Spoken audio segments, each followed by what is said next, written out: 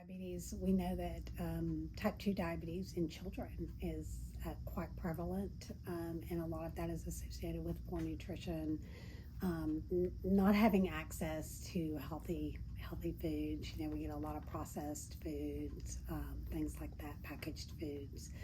And then I think when you don't have access to food, when you don't approach food in the same way that you would otherwise if you had access to food all the time. So if it's available, then maybe you're eating larger portions, and you may not be getting any kind of balance in your various food groups and those types of things. So we do see a lot of diabetes, chronic, from young adults all the way through seniors.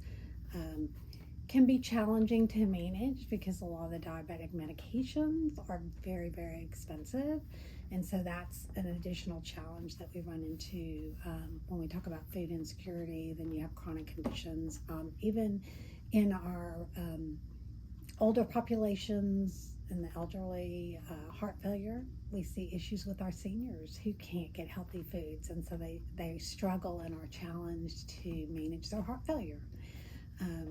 Low sodium diet, fresh fruits and vegetables, all those things that aren't necessarily available. Probably the most vulnerable populations as far as food insecurity is going to be the young and the elderly. And the challenges obviously are many. So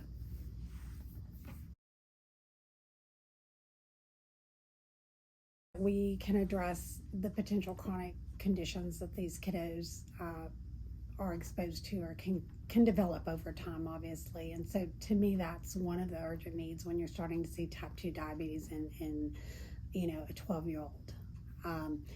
The other thing is that the resources available are less and less as we have more and more people that need food, need shelter, need utility assistance, whatever it is. And so I think, as a nonprofit, we need to continue to really work towards increasing the engagement of our community and those people that do have these resources.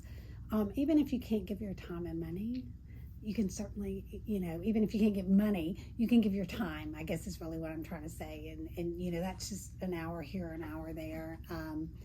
It's amazing how much you get back in that hour, 10 times what you gave. So anything that anyone can do. Again, it's not all about money. Money helps. It's great. It allows, Mission Central to do some things. It allows us to have maybe more produce, more meat, whatever.